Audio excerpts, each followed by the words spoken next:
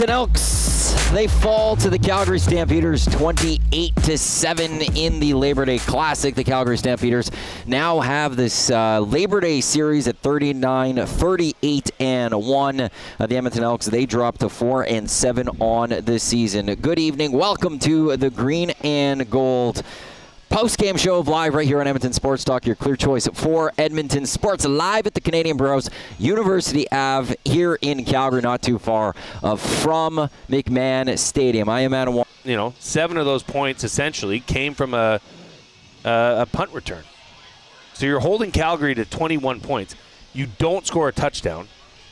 Don't worry, it might be my phone. No, we are. I'm listening to you. It might be the phone. And my phone was connected all this because we're connecting to my phone, and my phone then connected to a Wi-Fi that I didn't want on the Wi-Fi. I wanted on my cellular, my 5G. So I've taken off that cellular, so things should be getting back to normal. That's all. I'm like, everyone should be fine.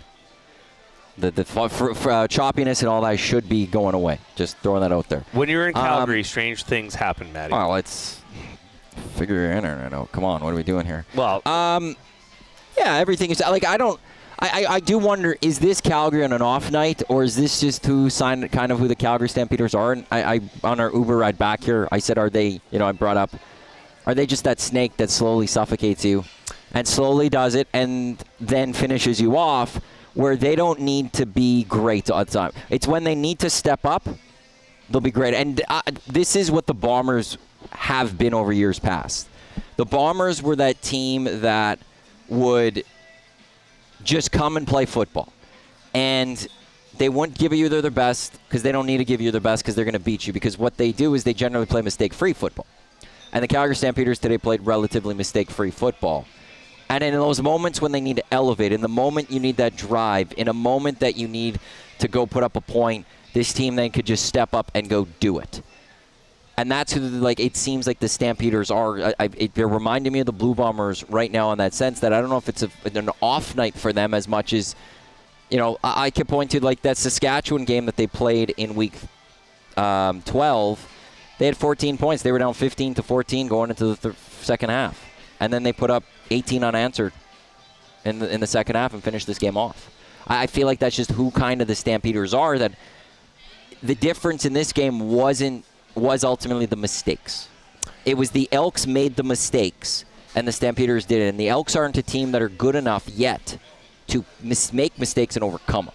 You can't miss a field goal for Vincent Blanchard. No. And that was a huge swing. Not at that time. Yeah, because instead it's what would have the score been at that time?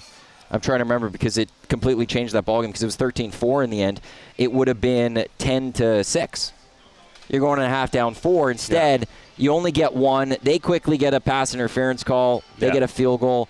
Now they're having that to go into half. The punt return touchdown. Just crippling. And we talked about it in the kickoff show that you need, to me, I felt like the Elks needed that themselves. You definitely aren't going to win if you're giving it up. Matty, what you just said just makes so much. Like when you said it to me on our drive over, I was like, because, what's the story? Well, the story is that Calgary is a giant snake that will just envelop you and slowly squeeze the life out of you unless you are able to counter that. Right? And that's what they did. Mm-hmm. I mean, 7-3, 13-4, 20-7, 28-7. Edmonton didn't score a bloody touchdown today. Yeah. And they came close. But the fumble, I forgot the fumble. They were in scoring position. Oh, don't even. Do you want to go there right now? Sure. That was disgusting. I didn't see a great view of what happened on that play. Okay. I'll tell you. Please. This whole sixth O lineman that is moving around like a bloody fullback. Stop. He's not a fullback.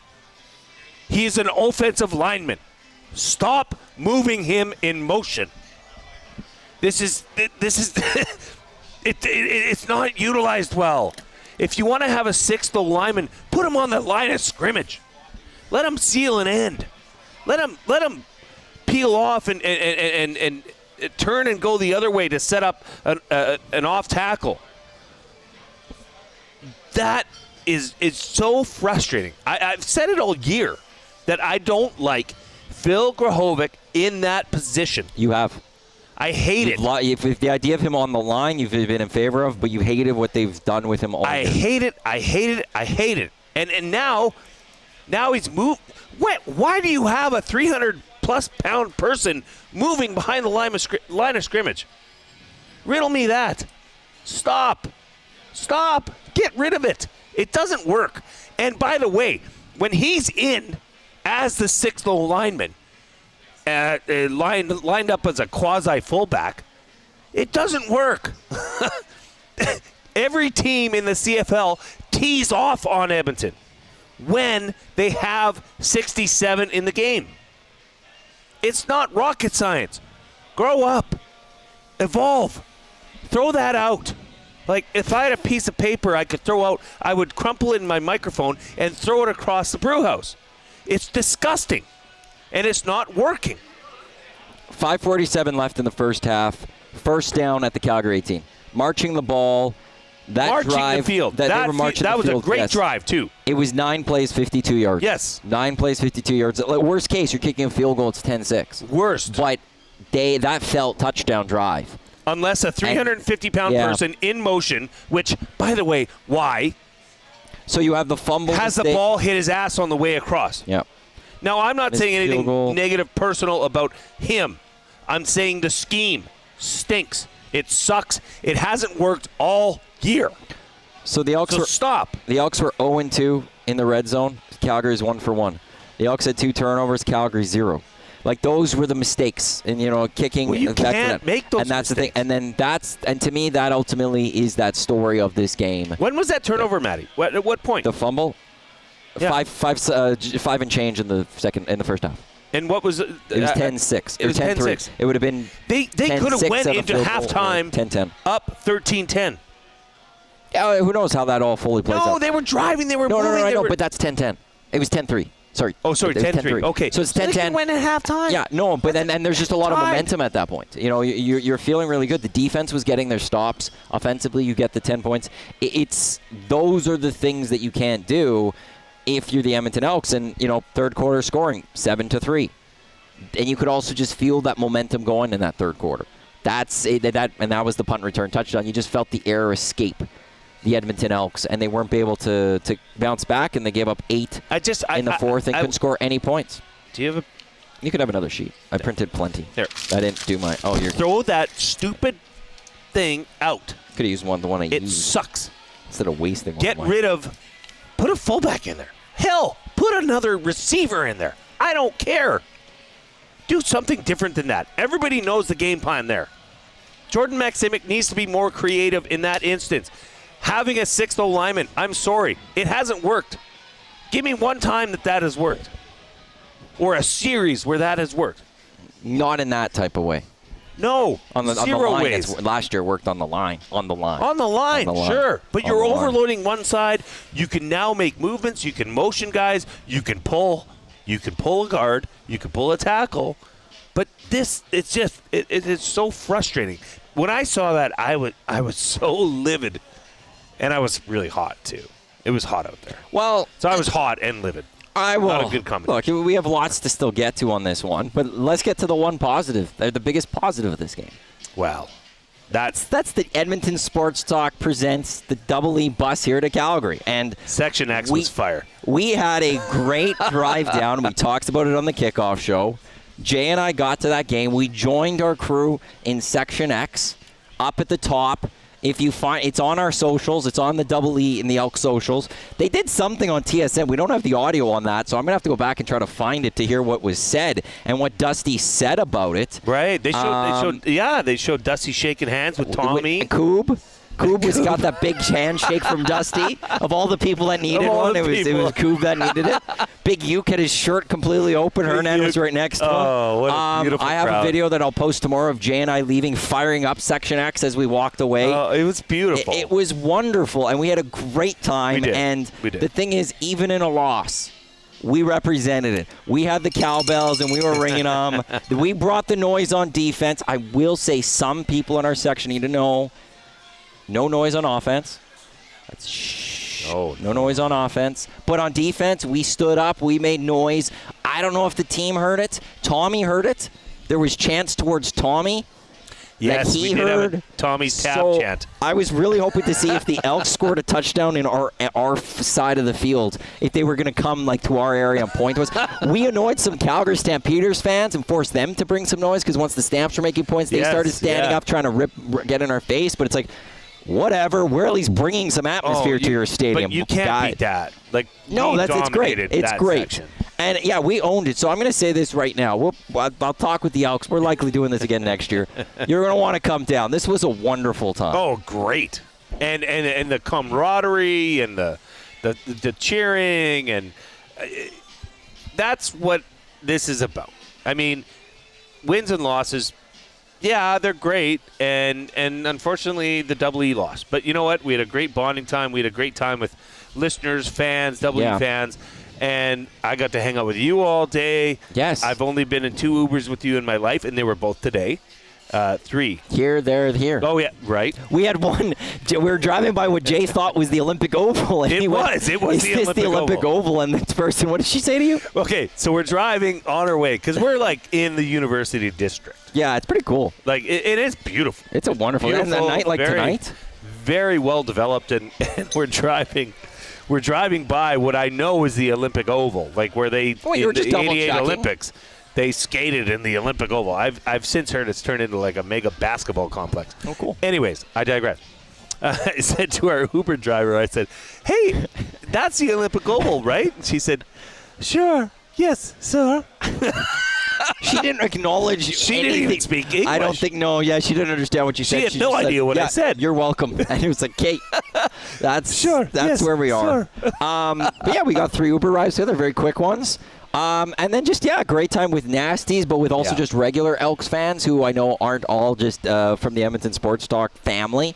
But it was just a wonderful time. And I think the Elks, they had cameras in our section. They were filming us, so I'm sure they'll have some content that goes out there with it. But apparently Dwayne Ford called Big Uke a supersized Indiana Jones.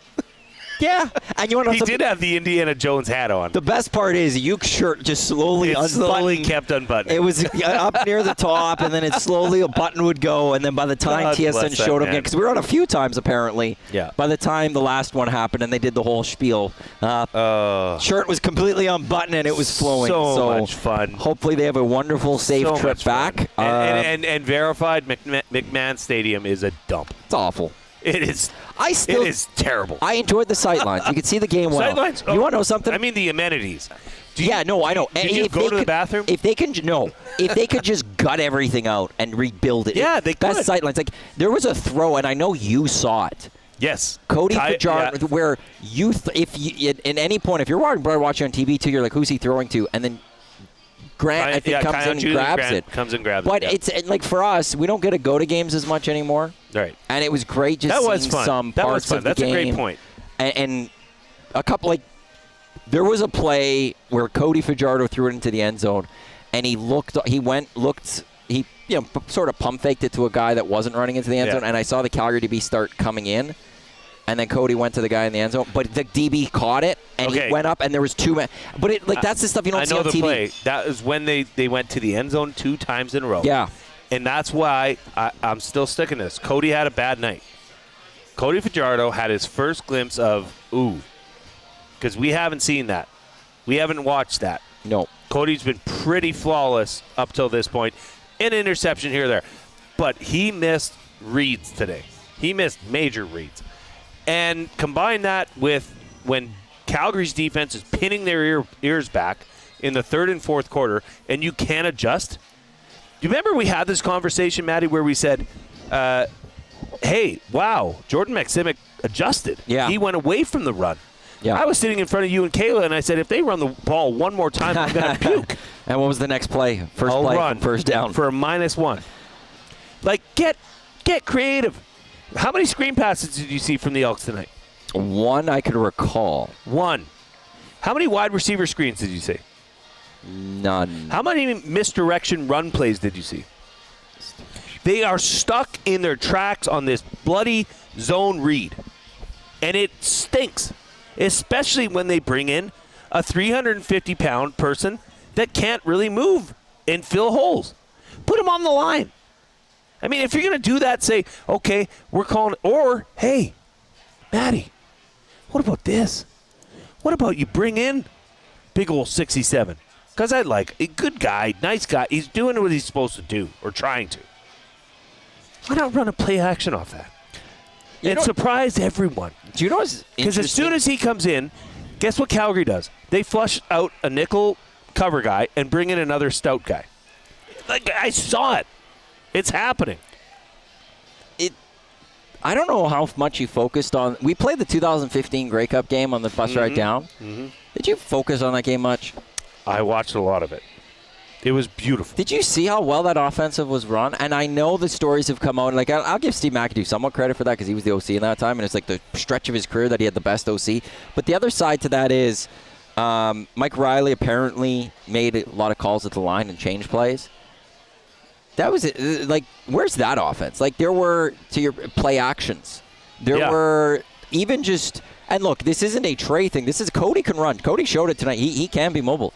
Where's the fake handoff and Cody run up the middle? Well, I don't design play. Yeah, I don't really want that. Where's the fake handoff where Cody then just finds somebody in one-on-one coverage? Sure, but I saw Michael Riley make some magic happen doing that in that Grey Cup game, and I remember that. Hey, and that's the like, and he does have similarities to me to Michael Riley, but like, where is those? Cody Fajardo was 2 yards off or 4 yards off the leading rusher for the Elks tonight. That's not a good thing. Not in the way he was running. Well, he was running because he had to escape a pocket. I know, but I don't mind the certain mixing in once in a while, calling a Cody Fajardo draw. I know, but I'm pretty sure 42 of those yards came in the first half. Because once Calgary figured, hey, guys, we don't have to pin our ears and go up the gut and let Cody escape. We can just get on our jammers and push every offensive lineman back. The offensive line was awful. And this has happened now not once but twice. This is the third game where the offensive line was, where were you? Why? What happened? I saw David Beard get blown back. I saw Mark Cordy get blown back. I saw Brett Boyko get blown back. You go across the line. Ivy, they all got put on their heels. Right? And it's just unacceptable. So, did they have? I'm kind of getting sick of this. Well, they didn't have their stuff tonight. Really? You play professional football. Hold your water, sink your ass, and hold up a block. I maybe I'm simplifying it too much, but it got exposed in the second half, and that's when Calgary started coming in from the ends and saying, "Okay, Cody, you're not going to beat us and escape this pocket." Well, ultimately, this just comes down to one thing we've seen this year is that the Elks don't. And this might be an inexperience of the staff, but they don't make the right adjustments coming out of halftime. And, you know, that's why Toronto and Ottawa over the last 2 weeks were able to get back in those football games. Like, Edmonton really should have dominated and walked away from Ottawa with an easy victory. It was much closer than it should have been because they don't, and I think more notably on offense, they don't make those adjustments that you need. And the other team makes those adjustments. But they have, Matty. They have. They haven't done it enough. But 2 weeks ago, Jordan McSimmett didn't call a running play in the second half, or 3 that weeks was Montreal. ago. That was like the first time this season. How many more times have we seen it? Learn from your mistakes. I 100% agree. I 100% agree with you on that. Stop the ostrich act and get your head out of the sand and know what's working. Absolutely. I'm not saying that they shouldn't do that. I'm saying they haven't done that. That's all I'm trying to say here. Yeah. That's all I'm pointing out. That they haven't gone out and made those second half adjustments while the other teams are making those second half adjustments. Clearly. And that they haven't done enough of that this season, and that's one area that's going to have to improve. Defensively, Dedrick Mills did very well running this football. Not a good game also in terms of injury because Jake Sresna did not finish the game. He went down with a leg injury. He limped off the field, with assists. And we'll see what his status will be for September. But Robbie Smith's already on the 6th game. Noah Curtis hasn't played this season. And Brinkman battling an injury going into this game. He was a game-time decision. He ultimately did play. But this is an offensive unit or defensive line unit that ultimately didn't get a quarterback sack. Allowed Dedrick Mills to throw or rush for 106 yards. And they got decent. They got okay pressure at times on VA. They did. They did, yeah. But that was more first half as opposed to second half. More so in the second half. I feel like the turning point of this game was a compliment of Vincent Blanchard missing. No, hold up, quick look. Oh, you missed it. Missing a very makeable field goal. And that was after a 9-play drive. Okay, you get stuff. That's going to happen. But that changes the complexion of the sideline. When you're coming off of a 9-play drive, hey, guys, good job. Yeah, we got 3. And then you end up with 1. And, guess what? The next thing Calgary does is they come down the field and put 3 on you. That changed the complexion of the game. Special teams touchdown. And I'll give you credit, Matt. In the pregame, you said today's turning point might be a TD, not from the offense. And lo and behold, it was. That was the dagger in the heart. Eric Brooks, 86-yard touchdown late in the third, put the game away. Great cut. Well, we had a great view. Yep. I mean, he set that up. They did a great job special teams-wise. But it was just small little cuts that kept turning into something that meant more than it really should have. Did Edmonton, did they not belong in that game? No. Calgary just slowly suffocated them. Yep. Did what they needed to slowly drain everything out of you and then just finish you off. Russell Hirsch in the nasty chat. Without Dunbar and with Gittins banged up mid-game, the receiving core isn't scaring anybody. I will say this about Gittins Jr., and I didn't know that he got banged up in that game. Again, we're in the seats, so we weren't as in-tuned as we usually are watching this. Gittins Jr. had a first half. He was outstanding. Yeah, I got something to say. He was great. Curly Gittins Jr. was great in the first half. That might have been one of the best games I've seen of him as an Elk. Julian Grant was... one catch for 5 on 5 I don't targets. know what he was doing.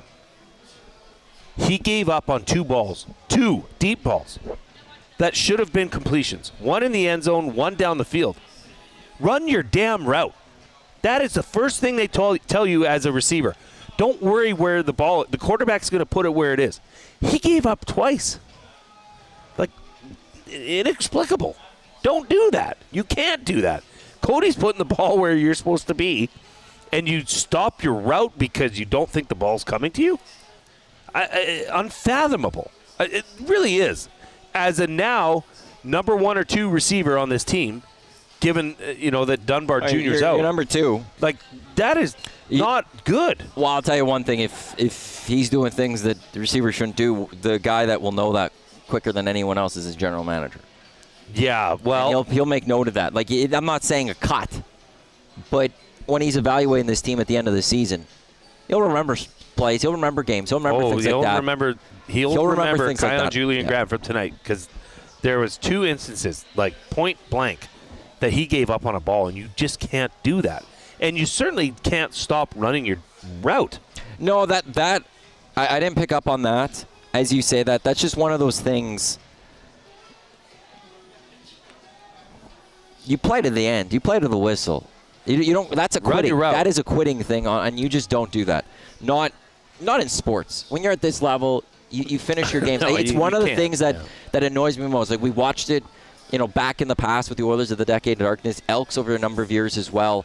When you're late in the season and guys just they're checked out, and that bothers me the most because you're still getting paid. Go get your job. Go finish the season off. Because people are paying money to go watch you do this. Finish this one off. Can I get to one thing that came in on the inbox? 780-218-9999. By the way, if you want to share your thoughts, if you think I'm wrong, I'm right, whatever, chime in. We want to talk to you. That's part of the reason we do this show, is so you guys have a vessel to get your opinions across. Hey, this one comes. I don't know, outside of the rights holders, I don't think there's ever been an Elks pregame show, postgame show ever done outside the city of Edmonton. I'll tell you that much. Oh, wow. I also don't think outside of Ched there's ever been a pre- and post-game show for this team outside of TSN 1260/Edmonton Sports Talk. Bingo, bango, so, bango. Clearly people want to hear it because there's a lot of people watching, a lot of people sending in their notes. This one comes in from Stamp Hater. Perhaps Jay can fill me in, but I am very curious why most teams in the CFL don't just beef up with either a double tight end setup or with a proper fullback to lead the running back, especially with how small the rush ends and outside linebackers are now in the CFL. Is this simply a case of coordinators refusing to branch out and just essentially copy each other's defense. Well, Stampeder, I think you're right in a lot of instances. There is a lot of copycat going on. And for the Elks in particular, I'll say this. Why would you even – why do they even have the thought of bringing another person into the box? The box, for those that don't know, is in between the tackles. That's where all the nasty stuff happens. Well, guess what Edmonton can't do? They can't take advantage of the box. They haven't been able to do it all year long. Why bring another person in there? Because all that's doing is bringing a defender in. You're missing the point. Spread everything out. I don't care if you put the 7th O-line or 10th O-lineman at wide receiver. Spread everybody out.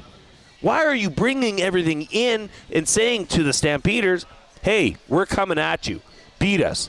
Well, I guess I got news for you. They are getting beat. They aren't winning those one-on-one battles, and they haven't all year.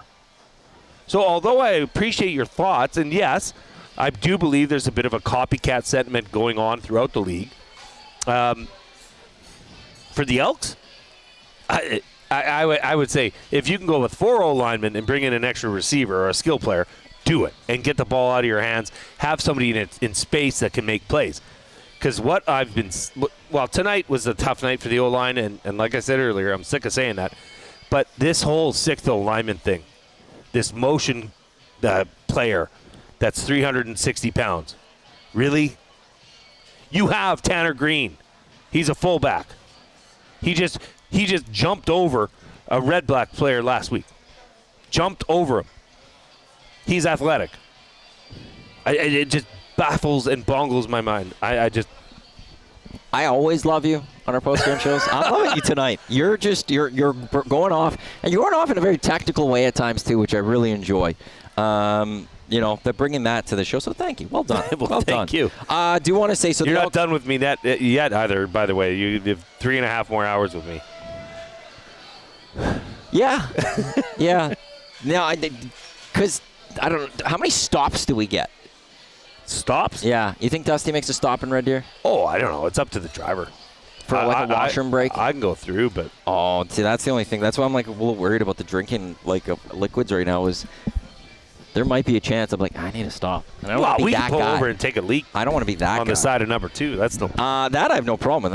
I'm just saying. But so the Elks, they fall to the Stampeders 28-7. This is the Green Gold Postgame Show live right here on Edmonton Sports Talk. Your clear choice for Edmonton sports, presented by Play Alberta. He's Jay Milne. I am Matt Iwanyk. The Elks will now. Oh, I think I have the wrong graphic up. Oops, that's a mistake on my part. I've had kickoff show on the whole time. It's a post-game show. Fix that right now. So they will come back on Saturday. GoElks.com. Get your tickets now. West Side is pretty much sold out almost outside of the southwest corner. The east side is filling up quite nicely. So this is trending to a high 20-some thousand seat, 25, 26, 27, 28,000 seat or attended game. And weather right now for next Saturday, 28 degrees. So another warm one, another hot one. It's going to be an absolutely wonderful game. GoElks.com to go get your tickets for that one and see this team look to rematch it and get the split against the Calgary Stampeders. And Jay, with that, I will just throw this at you. For you, as you watch this game, and we finally saw the Elks for the first time since August 1st, and although they lost tonight, the Ticats, maybe they've trended downwards in a big way. They went up against one of the top teams in the CFL. They lose 28-7. What is your feelings as we early on? It's Monday. We've got a long way to go to get to Saturday still. We got 4 days of content to fill. But what is your feeling towards the Saturday game? Thank goodness Winnipeg lost, and thank goodness BC was on a bye. But in terms of the saving matchup, grace. But in terms of the matchup's Elks fine. versus Stamps, I honestly think they going out and beating them. They have a good track record of coming back from games like this where they get dominated in one or two aspects of the game. They have. They've come back and pulled it out and figured their stuff out inside their locker room, inside their facility. I'm actually, Matty, it was 13-4 at half. Yeah. I think the Elks beat themselves. I will give you credit for the suffocation. for the snake-like mentality of a boa constrictor squeezing you and taking all your energy out. But that was a terrible game by Edmonton. Oh, I wouldn't. It was a terrible game. It was Cody Fajardo's worst start. Sure, it wasn't. Okay. It was the offensive line's second worst start. It was the special teams' first bad beat in a few games. Mm-hmm. I mean, those are big areas of your team. And yet, they were in this game going into the second half. Flip side, how much is that being caused because the Stampeders caused that out of you, forced that out of you? They caused some of those errors. They caused There's those a point mistakes, there, right? Absolutely. But you need to learn to overcome that. Yes. And then game plan to take advantage. And maybe, like I've said, get rid of this 6th lineman. Maybe just throw that out. That would be a start. Special teams, the touchdown, the misfield, like those are bad circumstances, but they're going to happen. Okay, your offensive line giving up. What was it? 2 QB sacks, 3 tackles for loss. Okay, and it looked worse than that. They gave up 4 QB sacks. 4 now? Yeah. Okay, 4 quarterback sacks. Like this offensive line is solvent. It's bad. Something either you need to change the structure of your offensive play calling, or figure something out dynamic that's going to get the ball out of harm's way. Because against a good team like Calgary, you know, and this is tough to say for Cody Fajardo, who was 21 of 33 for 63%. How much of that hangs on him?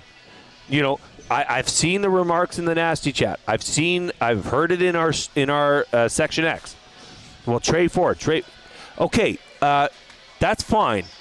But if you're doing that, you're saying the game's over. You're giving up. Okay? If you go to Trey Ford. And B, what does that do for this team moving forward? Because we've established that Trey Ford is not right now the guy that's going to lead this team forward. Can I change? I think on that one of the last drives they should have made. We saw Fajardo get out a little injured. To get him reps? That maybe on that last drive probably should have pulled him. Well, and then I think Trey that's goes at the in, point. and then Trey's there in garbage time, as you like to say, and he does something explosive, and then everybody's like, "Oh wow, Trey's the best. Trey's the guy." McKillum doesn't need that. You almost had to have Cody Fajardo get hurt. We saw that. There was a drive where they ended the game with 4 minutes to go or something. 10 plays, 68 yards, ended in the fumble or something. That's where he got hurt. I don't necessarily know that you needed to have Cody Fajardo in there. That's the only one I'm saying. We got it in the section. I was with you. I didn't agree with it. Hernan looked at me and I went, no, you're not doing that. But I think the game was over at that. You know, as the clock was ticking past the 3-minute warning and all that, the game was over. Yeah, we've seen that enough where you're down 21 points. Protect your star quarterback going into next week. I could point to a point this year where Dalton Schoen that the Bombers were getting smoked by the Stamps, and there's a lot of people out of Winnipeg being like, pull some of your starters, and Dalton Schoen got hurt, and he's been out of the lineup until this week for a long time. Actually, no, he got back and then hurt again. So that's the only one, but there was no other reason to put him into this game. There was no other reason to go that way. Unless it's because you're right. It's the moment. That's when you're saying this game's over. Yeah. And that to me is just where that last drive. I think to me you're saying the game's over. But then just save Cody. But I understand it. But what's the actual point? You don't want your quarterback hurt. But and he almost got hurt. He came up limping. How many times did you see Cody Fajardo walk off today, in disgust? I don't know. I saw it a few times. More than I've ever seen. I don't know. And you know what, Matt? Here's what we haven't done yet. And Smith Smitty the welder, sorry. You'll appreciate this. Calgary broke Edmonton today. Yeah. They absolutely broke them. So credit to them for dialing up a game plan that this O-line couldn't handle. But that's who this team is. Right. They have won. I got to figure out what the math is right now. I don't have it with me, so I'm going to 13.8. What's the Cal Stamps record? So it was 7 before that. They gave up how many points today? 28. Divide that by 8. Their margin of victory now is 15.6 points per game. Or 15.6 points. Going into this, their average margin of victory was 13.8 points, in those games. They are beat in 8 games this year. Their average margin of victory is 2 touchdowns. Yeah. That's just what they do. That's how they do things. We've got a special guest about to join us here. So when he's ready to, whenever he's ready to, he can. I'm just gonna slide over there. There's the good-looking man, Tom Gazola, right there. He's gonna join us here on the Green and Gold Postgame Show shortly, as the Elks fall to. What are we looking for? Yeah, I've got it over here. We'll slide the chair in the middle. Tom Gazola is gonna join us here. We've got about 20 minutes left here on the show. The Edmonton Elks, they fall to the Stamps 28-7. Tom Gazola, how are you? I'm doing good, boys. Am I sounding okay? I think so. Sounds make sure. okay? Yeah, that mic needs to be pretty close. That's doit. There we go. Am I sweaty, Jay? Oh, my goodness. Oh, man. You're You're now. just exuding heat. Man, you look good. I got to start with... That's a great outfit. It's a great fit. Thank you. How did you enjoy the chants from Section X? I love And the how well chants. did you hear them? The cheerleaders were laughing at you guys because you guys were so good. Yeah, they were like, who the hell is this guy? Yeah. And it was great. Good vibe. Section X brought it. Shout out to everybody. We did get everybody on the broadcast. I don't know if... We've been tweeted some pictures, and then we saw the last one where there was like a little piece on it almost. Oh, there was, yeah. So Ryan Vardy, cameraman extraordinaire, yes. Look at this. Yeah, you guys look good. At Big Uke. Big Uke got a shout out by name. Yes. He got a shout out by Wayne Ford said he was supersized Indiana Jones. I just saw 40 and I was like, dude, that was the line of the night. And he goes, I hope I didn't make him feel bad. I'm like, no, he loved that. No, he won't. He'll love that. Yeah. It's too bad. Like, listen, the Elks hung in there in that first half. They bent. They didn't break. And then that missed field goal, and then, VA goes to work really quickly the other way. That kind of swung momentum, and then Calgary kind of broke the Elks the other way. But, hey, shout out to everybody, Section X gang. It was a Silent Rise that brought the buses, the Elks. You guys, that was awesome. You crushed it. Evan, Ethan, everyone with the Elks. Yeah. Round of clicks for them. Definitely. They did unbelievable getting the 100%. buses going, getting us all here. They're going back with some pizza from the Canadian Brewhouse. And shout out to Patty and the Brewhouse for sending us up here. But it was great that they gave us these little bells as we're coming off. And we were ringing this as well as we could throughout. And it was a lot of fun. So... I'm just glad you heard the chants full. Oh, yeah, I did. I loved it. The one in the first was good, and then the one in the second, yeah, like I said, all these cheerleaders looking, they're like, who the hell is that guy? Like, and so you guys brought it. I really, really got a kick out of it. It was pretty fun up there. I've never watched a game, and I've been to McMahon, but I haven't watched it in that setting with we're with this crew. Yeah. And everybody was against us. And the banter and the camaraderie. It was a very One guy soccer stood crowd. up and gave us all the finger. So I stood up. He was like 2 sections away, and I stood up and I gave him the finger. And then I said, I blew him a kiss, That's and then very he nice. blew me a kiss, and we're like, it's all good. It's all in good We're all, fun. we're I all didn't see just anything- here enjoying the CFL. I didn't see anything a bad. rivalry. No, it was all good ribbings around and all over the ribbings place. were had, yeah. Yeah, it was. You went after somebody who wearing Alex Singletary. Well, Singleton. Alex Singleton, Singleton, who now I plays for always the get that, Broncos, and he played for the Eagles, which is I'm a Commanders guy. Yep. And I'm like, you suck, because not only do you cheer for the Stamps, but you also cheer for a former Eagle. So I doubled down. Yeah, you went after that one. But and that was a very and he got it. He's like, what? How's this guy taking us back to Eagles days? When I told Eric the seats we're in, which was X, which is the far corner, like up high, as much like they buried us away as much as they could. The Stamps. That was hilarious. He was like, "That's an away soccer crowd," and that's what this was. It was a very soccer atmosphere for us. So I really, really loved that. You know what's a good line that I like? I did this. Listen, I'm supposed to be a neutral party here, but let's not kid ourselves. I've had season seats for 20 years at Commonwealth.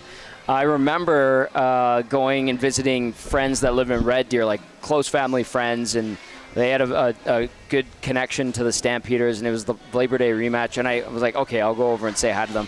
And they were all wearing their Stamps gear, and I said, boy, this section smells like farts. I thought that was a great line, and they had no comeback. Well, they wouldn't. Not that witty, Tom. Big Uke did yell about Calgary smelling like cabbage. Thank you, Big Uke. So that was absolutely Big Uke. said. I will say, Eric was holding his own too. Eric's got great football chants. Him and his brother and Ryan have always great football chants. He's somewhat of a neutral party for sure, but he just wanted to. But get ABC, he's against Calgary. Yeah, first down, and then we'd all, rah rah. But yeah, that was cool. That was neat that you acknowledged everybody. I had to. I mean, that was amazing. People from my hometown coming all the way down here. Yeah, it's something you used to do. That's right. You're one of the reasons that this has happened, because you've talked a lot about it, and I've never got to do it. You made it let's happen. Do this. So, Tommy, you were on the field. You saw everything happen. You saw it, and you felt the emotion of the game. Mm-hmm. What was the turning point in this game for you? To me, it was that play late where in the last, what was it, a minute, the Elks get a bit of a march going. Yeah. Yep. I think they were hanging in there. I know Cody Fajardo was telling us, hey, we're a fourth quarter team. If we're close, then we feel we can come back. And they were. The defense was holding up. And I know that the O-line was having some trouble with the front four from the Stamps because, those guys are just animals, man. But they were hanging in there. And then you miss that field goal. You get the single. And then there's still time left on the clock. VA makes a couple of plays, puts Paredes into field goal position, and then all of a sudden you get the swing the other way in points. And instead of feeling good about yourself going into halftime, holding your head high, you're the Elks. You're going, crap, what just happened there? All of a sudden the lead's 9, and I think that played a part in it. And then, the Elks had so much possession time in that third quarter, but it didn't matter. I must give bonus points to my wife, April, because we called her on the way over, and I put them on speakerphone, and I said, girls, what lost the game? Mm-hmm. And they all said that missed field goal. Rose also had a very nice breakdown of the punt return touchdown. Yeah, it was a dynamic play. That was huge. But it was a great return. Kudos. And we had the angle on it, Tom, from us. Yeah. So you could see him set up the block and then cut and find a seam. That Brooks, man, he is small, he is shifty, he's fast. Listen, I point out the swing at the end of the first half. That really, to me, I am very much in belief of a mentality of a team going into a break.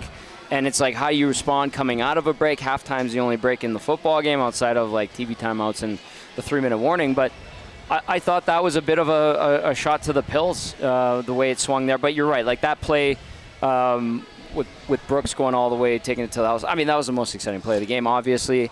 That's a huge one, too. And if you're the Stamps at that point, you're going, all right, we got this. Well, and as you know, they've matched their season average of third quarter points with 3 tonight. They didn't even have a throw till the fourth quarter. Right? Yeah. So now the question is now, Tommy, Saturday night coming up, Commonwealth looks like tickets are going well. Weather's going to be juicy. 28. But is this something, because I'm of the belief that, you with all your flannel suits. You need it over 30, don't you? Jeez, Tom, can you buy some, this is thick. This is can thin. You get some polyester? It's so thin. It's a cotton poly blend of some Why sort. can't you do the golf pole again? You need it over 30? It needs to be over 30. And what's the Humidex? Just use that one. I think today it wasn't over, but you get down to field level and you're like, oh my God. And by the way, you know what it actually smelled like down, because everyone's way closer than at Commonwealth. It smells like beer down there, like fermented beer. And I'm like, I like cracking. Make you thirsty? I can see that. Did. That's why I'm looking. Where's our wagers? I could use post-game beer for sure. Here's what I'm saying. Do you think that Edmonton was that this was a one-sided victory for Calgary? Or do you think this is something where Edmonton can say, look, we got beat here, here, and here. I've already alluded to the 6th offensive lineman, that play should be thrown out. Yeah. But is this something where they can build on this and say, no, we're ready. We're ready to defend Commonwealth on Saturday night. Okay, I want to believe, and I think it could happen, the power of the mind, all that stuff that we talk about. If the Elks get off to a good start on Saturday, if the offense is actually able to march and make some plays, and I don't know how they're going to get the run game going. That's going to be pretty damn tough. You saw Rankin struggle with it. You saw Fajardo bounce it. Oh, here's the star. I'm not saying no. I think there were elements in that first half where you could go, okay, maybe they've got a little something where they can build off of it, but it was all taken away in the second half. So, yes, Jay, I think if they come out roaring, if they get some success in their first 2 possessions, maybe get some points on the board, if the defense holds, those 2 injuries, like Ceresna and Morgan, we'll see what the prognosis is. But when they don't finish the game, one of them was on crutches. I think it was Morgan. Morgan didn't finish either? Yeah. Those are 2 leaders on the defensive side of the ball. That hurts big time. You got Joel DeBlanco filling in for Nick Anderson already. That starts adding up at a certain point. Yeah, exactly. 100% it does. And that, unfortunately, will give you the ability to have a built-in excuse too. I don't like that, but you're right. I'm just saying. Overcoming circumstances like that is huge. Next man up. Yeah, next man up. DeBlanco talked about that a little bit today. Yeah, what was said in the locker room after this one? There wasn't listen, man, like Fajardo was great. He talked about how tough it was to find a rhythm, get balls out to his receivers. He was being chased out of the pocket so much all night. He said he was running too much. So I don't know what you do. I mean, that D-line of the Stamps has been a menace not just to the Elks tonight, but like to everybody. Everybody. What did they have? 17 sacks in the last 4 games. They picked up a couple today. But it wasn't necessarily just getting the sacks. It's getting all those pressures, getting Cody out of his comfort zone. Rushed a lot today. Yeah. Out of necessity. Yeah, exactly. And listen, I think Killam touched on it a little bit. He talked about we need blocks from our receivers and this and that. But that's hard to do, man. That's hard to do. They do, and they've got injuries at receiver as well. So. Well, yeah, they do. But it was already a weak group to a degree. Like it'd probably be the low, one of the bottom units in the Canadian Football League now when you lose Stephen Dunbar and Zach Mathis has been out for a while. Yep. That doesn't help. And, Curly Gittins missed some time in this game. He was nicked up in that one. So that doesn't bode well, but good teams find a way to overcome that. Good teams find a way to sometimes bounce back through. And this team's not like, hey, Joel DeBlanco, not having Nick Anderson for a little bit. They've been pretty good without him for a while, but I guess maybe now's a perfect time for Nick Anderson to possibly come back with him practicing. Well, if Niles Morgan isn't playing, they might need to switch DeBlanco into the middle. And then have Nick Anderson. Return. It might be a perfect time for Nick Anderson. How big of an ask is that for a young guy who's really getting his first start? It's a huge ask. Next man up. Career. But feet to the fire. Part of why he got drafted from Chris Jones was because they said he could fill in right away. He could step into that spot right away. He didn't because they had other bodies. How hard is it to slide into the middle? Easier. Is easier? It? Okay. Yeah. Why? Your role is simpler. But as long as you have a good read on what the defense is, then you are limited in what you can be hidden more at middle than you can at weak side, and especially strong side. Okay. Strong side is athletes. Weak side, you're a bit of a run stop, but middle is just a beast. Middle's a person that woke up in a bad mood. And I think Joel can take that on. And it is an easier transition. You need to be responsible for way more at the weak side position and strong side than you would at Mac. Okay. And by the way, I just want to add on, I just saw a complete power move by the table beside us. What did they do? So the dad is here with the little toddler sitting in the high chair. Oh, that's who was. All right. Okay. Toddler throws the water bottle out. Dad comes and picks it up. And it's right here. Yes. Dad gives it back to toddler. Toddler throws it again. And I was about to say, dude, don't give it back. You know what he did? Stuffed it right in his pocket. Power move, Dad. That was a bona fide power move. Respect. Congrats. Respect. Brewhouse, University Ave is filling up. This place is like, isn't it beautiful here? It's fantastic. This is it's huge, all brand new. It is gorgeous. Is this brand new? Yeah. Yeah. I mean, they're literally building the next building right next door. Dusty. Oh, I guess I never noticed that part of it. And then you had banquet downstairs. I got to get the boss man on, so. Well, sure. I can go off. Well, no, you're good, Tommy. You're the host. You have to be on. You're the host. Well, we're both the hosts. We're the names on it. Tom is joining us. Drink pizza. Well, you're supposed to be here. You sure? That's what I'm saying. I was saying. I'm trying to say he's the one that you're supposed to be here. Okay, I'm on with him for 2 minutes. Just so you know, I wasn't like, put me on, Jay. No, I know. Yeah. I actually heard him say, "Put me on, Jay," immediately. To be honest with you, I don't know if I want to talk about this game anymore. Well, what do you have to say? What did you say when our thing went up? Did you say anything? Yeah. Well, I wasn't sure because we didn't see anything. Or we just saw the video. We didn't play. Would be like, so I checked with Eddie, producer. I said, "Are you okay if I mention like Edmonton Sports Talk?" I said, "Yeah, these are some people that came down. We teamed up with the Elks for some buses, and they're having a good time. Probably would have liked, a touchdown to cheer for or something. Be a quieter ride home." And then we cut back to it, and that's when Dwayne was still going along, and he goes, "Oh, so you know that's Indiana Jones, supersized Indiana Jones?" And I said, "Yeah, we actually call him Big Uke." And Forty was like, "Yeah, makes sense." I was howling when you guys were. Actually, they played the sound of Dusty greeting everyone off the bus. And we played that. I saw that, and I just see you and Zach shaking that. Yeah. So on the footage, they actually had the sound up. Can I tee it up? Yeah. And you hear Coop go, "Can I have a hug?" Dusty goes, "No." And Dwayne Forty goes, "Why didn't you give that guy a hug?" Yeah, and I said, well, he works for me and he's annoying. Yeah. But, I mean, did you actually say that on air? Yes. Because Mike, the Michigan fan, says Zach works for me and he's annoying. Yeah. I didn't know you said that on air. I said on air. I chatted with Zach after. He's totally cool with everything. I mean, but the game had one exciting play. Yeah. Like the Brooks return was really the only exciting play. Here is how I defined what Calgary maybe is. They are that snake that slowly suffocates you and just wraps themselves around you until you're done. It's a good way to describe it because I thought the Elks held in there pretty strong. Yeah. And then, it's just how many times. There was a stretch where Calgary went 2 and out on 3 of their 4 possessions. And I think that was the start of the second half. Yes. And the Elks came away with a field goal and gave up the punt return TD. And you're just like, they had 11 minutes of possession in the third quarter, and we're -4. Did you guys talk about it already? Do you think the missed field goal by Blanchard was kind of the tipping off point? Yes, but only because Calgary went and scored right after. You know, like if you miss it and you get off the field, whatever. Still 10-4. If you go to halftime, you're down 6. That was you start with the ball. Yeah, look, I get it. He's in his second year. And he's been, remember, what he missed his first 2? He missed his first 2, was perfect run for a while, then was missing from 50. That's somewhere some of his misses are. He's 2 of 4 from 50 now. But he's now, I think, missed 2. Last week, did he miss a close one? Oh, yeah, laces were out, though. This was also a closer one that he missed. But it was a momentum thing. They had put together a 9-play drive to get into that position.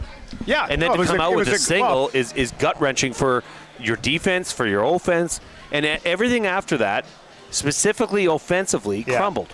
Yeah, they put including together, the O-line. Like after they gave up that touchdown drive, I thought, oh man, they have to come and respond with some points, and they did. Right, they got 3. Yeah. You know what? What really hurt was when Grahovic stepped in front of the snap. Yeah. That was their best drive. They of the were on game. the 18. They just got a fresh set of downs. They were scoring on that drive. That's unacceptable. Yeah. That was that might have been the big moment because they scored there. It's tied at 10. Yeah. When can this team step away from that formation? You've seen it all year when they bring in a 6th O-lineman. Yeah. And for whatever reason, they have Tanner Green. They have Jacob Clemondon. They have fullbacks. But yet they bring in a 350-pound man that is 2 feet away from the line of scrimmage. I'm sorry. You're not going to develop power to get through a line and create a hole from there. When are they going to scrap that? I already threw a piece of paper over there, by the way, because I said, throw it out. God, this is garbage. Make sure we pick it up and recycle it. This is a nice neighborhood. It is. It's pretty fancy. It's not working. How many other teams do that? None. Calgary has this Quincy Vaughn. Yeah. Who's like a tight end, does their short yardage, had a touchdown. He's a guy. Well, he's dynamic. Yeah, and he played a little bit of quarterback. And but he's big, and they can put him on. Nobody else in the CFL does that. No, but that being said, that's why I'm wondering. And guess what? When you see him come in, when you see 67 come in, well, guess what? Pin your ears back. They have not thrown a play action off of that set. They're using him as a fullback, right? That's basically 2 yards off the ball. As opposed to putting him on the line, which last year this team did a lot of 6-men offensive linemen, but the 6th man was on the line, which helped establish the run in the second half of the season. I think they did this a little bit last year too, though, right? But I don't know if it was more fullback. It was in that. It was on the line for the most part, maybe. which established the run. And they'd even switch it where they'd pull a tackle, too. But they'd have 4 O-line on one side and say, we're running here, stop it. That was because that would have tied it at 10 if they finished that drive. Yes, that was and bad. So that sucked. And then they actually held Calgary 2 and out. I think they got the ball back, and then it was the missed field goal, wasn't it? Well, if you look at they gave up 21 points to the Stamps. Yeah. Yeah. Defensively they played, and they gave up a special. They only gave up 1 touchdown. Yeah. And you know what though? That first Calgary drive though, their defense was horrible. Mm-hmm. The Elks just kept finding wide open dudes the entire drive. If you go look at the Elks' defensive first drive of the games this season, they're not good. I don't know. They what they give up yards every single game, and they give up points. After that, though. I know, but this year, it's their formula. They give up a bad first drive, and then they start settling things down. I don't know what it is about starting things off on time. So the Elks, though, they fall. What are your chances that you give them as of today with what you saw for Saturday? I was going to say, for the season still, they're 2 points back of BC. Well, they are, but they get Ottawa. How many wins do you think the Elks don't need to get to a playoff spot? They're at 4. Is it 8 or 9? I mean, I don't think it's 8. I think it's so more they than need that, to get 5. I think it's probably 9. Their schedule, as a team that hasn't won they haven't won a game against the West this season. They get Calgary next week, then they get Toronto. Yeah, it goes Calgary, Toronto, Hamilton, Saskatchewan, by Winnipeg, BC, Calgary. Oof. That Calgary game might be a winnable one because it's the last game of the season. Calgary might be possibly wrapping some Or they things might be up. fighting with the Riders. Or they might be fighting with the Riders at that point. Riders is going to be tough. Yeah, it's gonna be We've tough seen to what get 5 wins. like it's a tough stretch there, but what do you make of how they match up next Saturday? Does this change your opinion what you would have thought before today on next Saturday? Is it the same as what I you would didn't have think they thought? were going to win today. I thought there was a chance they might cover. I also thought that this was a possibility just because the pressure that Calgary gets with just 4 guys. Calgary has the lowest blitz rate in the entire league. But they have 3 of the top 6 players with quarterback pressures. Wow. They send 4 guys. And That's a good stat. It's a great stat. Yeah. Like they don't blitz. So they send those 4 guys and they rotate in Charles Wiley, but for the most part they send those 4 guys. And Hutchins and Rimolade and Clarence Hicks get relentless pressure. Like, it felt like Cody was sacked 12 times tonight. He was sacked about 3 or 4 times. Yep. Like, he was under pressure the whole time. That Clarence Hicks is something else because he's like 6'2", 225, and he's got like 6 sacks, and he's just in the backfield immediately. So to me, I don't know how Edmonton, like, you're all of a sudden going to run for 130 yards on that Calgary front 4. There's no chance. Plus that Jacob Roberts that they have, a linebacker, he had 8 tackles tonight. He's the real deal, man. That's like the next Darnell Sankey, the next Jameer Thurman, the next Winton McManus. Like, that guy's legit. So, I mean, I hope there's a good crowd there on Saturday. It's trending to what I look like. I would say probably between 25 28. Okay, and it's going to be 28 fine. degrees. What did they announce today? For this game? Yeah, I know Kate said she heard it was over 30, but it was a full house. it was good. I thought it was a great crowd. Quickly. So if they can, like, Did you see all the they threw to the green and gold section a few times? Oh yeah. Did you see? Oh, like on the jumbotron? Well, even on TSN's highlights. Yeah. After. Okay. So it did started they put with it up on the highlights. Yeah, after? it started with. Oh, did it go on the package? Yeah, I didn't know they put it in it pack. started with Uke with like 2 buttons undone, and then by the end he was full-fledged, shirt open. Hernan and nephew. Hernan looked like he had a couple. He was having a good time. They were having a good time. 27-7-64 today. 27. Yeah. No, still. I mean, it was a good crowd. I thought it was a good crowd. By the way, Edmonton won the coin toss and deferred. They did. They won. You wanted them to keep the ball. I'm just so pissed that the other 2 games were incredible. And I had to call this dud where we're talking about Uke with his shirt off with 6 minutes left. Like, come on, man. He called them the giant Indiana Jones or something. The supersized Indiana Jones. Jones. Man, put him there. that Toronto game. Just have her put him there. Just over here, please. That Toronto ending, everything that happened. Man.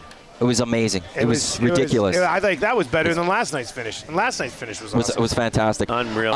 But you drafted your rusty truck. You're taking Montana this week with 3. I made a trade already. What do you mean you made a trade? I traded Javonte Williams this morning. To who? To Conrad, who I thought hated me. Oh, yeah? I gave him a 3rd-round pick, Javonte Williams, for Calvin Ridley. No way. Because I love Calvin Ridley. Now I have 2 running backs. I got Bijan and Gibbs. I got nobody else.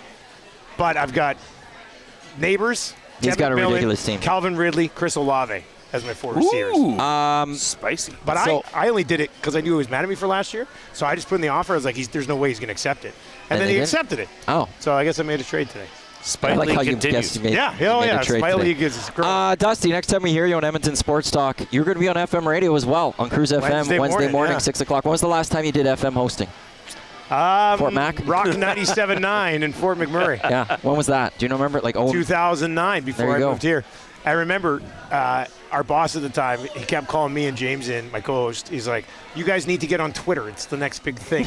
And we're like, we're rock morning hosts. You can take your Twitter and shove it. And then when I moved to Edmonton, I was like, damn, I got to get on Twitter. So shout out to Darren Think of Robson. if you started it then. Yeah, I think he's like a WestJet airline attendant now. But, yeah, so are you coming in that morning? No, I didn't plan on it. I'm just going to hang Benny on. It's something goes wrong. It's all running. I can't do anything. Oh, you can't? No, I'll show you guys what to do. What's with that button? That's for them to fire the commercials. Okay. And then I have a login that I can send Benny, and I'll show Benny how it works tomorrow, where you log in and you press the button. I can do that from home. I'm nervous. Worst cases, but there's nothing I can do for the most part from being there. Okay. No, it's like a staff meeting. I'll just sorry. It's been running 24/7 for a while. Okay. We've been connected. We're not disconnecting. All right. They have the feed at all times. Dustin Nilsson's going to be off. He's going to drive Jay and I back to Edmonton, but he's back Wednesday morning. 6 a.m., The Nielsen Show with Lieutenant Eric live on 95.7 Cruise FM. Tomorrow, it's Dave Jamieson. It's Lieutenant Eric. It's YouTube it's Benny. So Eric's going to be making it in from this trip into that morning show. Trev is off for a week and a day. That's all coming up on Edmonton Sports Talk. Big Uke was in the nasty chat saying supersized Indiana Jones is signing autographs at the studio Wednesday from 10 until 2. So good. Big Uke's, I think, listening to us maybe on the bus. Safe ride back, Big Uke. We love you all. Everyone on the two buses. Yes. Jay, your final thoughts before I wrap things up here. Lackluster offensive performance from this team. Can they overcome it? Of course, they have in the past. Hopefully they can again. I want to give just a few shout-outs to a few people. Well, more people than a few people. Evan, Ethan, Bella, Danny, everyone over at the Edmonton Elks, Chris Morris. Thank you for working with us on getting these two buses Effie here. and Daniel Shin that were on our bus. Yeah.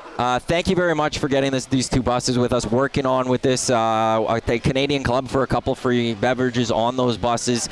Thank you to all the Nasties and all the Elks fans that joined those two buses. This was awesome. Today was a great day. Great day. Today, and like it's been a long one, but it doesn't feel like it's been a long one. No. It's moved by nice. It's moved by almost too quick. Section X was outstanding, and you're going to want to be in this one next year. But thank you to the Elks for joining up with us on that. And thank you to everyone for being a part of that was a part of it. We really appreciate it. And a shout out to Patty, to Odessa, and to the Canadian Brewhouse at University Ave edition. We didn't know where we were going to broadcast today.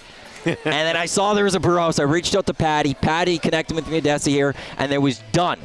One text, and it was done. And then 2 more emails, and we're able to broadcast here.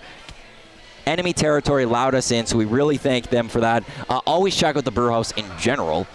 But if you are in Calgary, come check out this location, the University Ave location. It's a second floor, amazing patio underneath the banquet. Unreal. There's an ice cream store across the street, long line. And it was a line when we were coming here the first time. And a line is... Yeah, and it was longer. Longer when we got back. It was unbelievable. This is a cool little vibe. So if you're in Calgary, come check this out. The Edmonton Elks fall to the Calgary Stampeders 28-7. Next up, Saturday, it's the rematch. Green and Gold kickoff show. Myself and Jay back in the EST studios. We'll get going at 4 o'clock on that day. We'll get you set for that game as the Elks will look to split this series of Labor Day with the Calgary Stampeders at 1 apiece. Up next, we've got the audio stream of Edmonton Sports Talk, but 6 o'clock tomorrow, we're fully covering this again. Morning show, as I said, Dave Jamieson in for Dusty. We got the Hangout. Rob from the Grove is on with Tommy and I. He's on the bus, so he's going to be in. We got Lock Shop. We've got 2 guys. We got EST Afternoons, and it's the Reed Wilkins Show with Jay Milne. The return of Reed! Of Reed Wilkins. It's been over 2 weeks since he's been on the air. Let's go. He will be back tomorrow. Thank you to everyone for tuning into the Green and Gold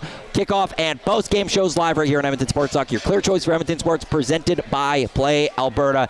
Enjoy the rest of your Labor Day Monday. Jay will talk to you tomorrow on the Reed Wilkins Show with Jay Milne. I will talk with you on the Hangout tomorrow. Have a great night.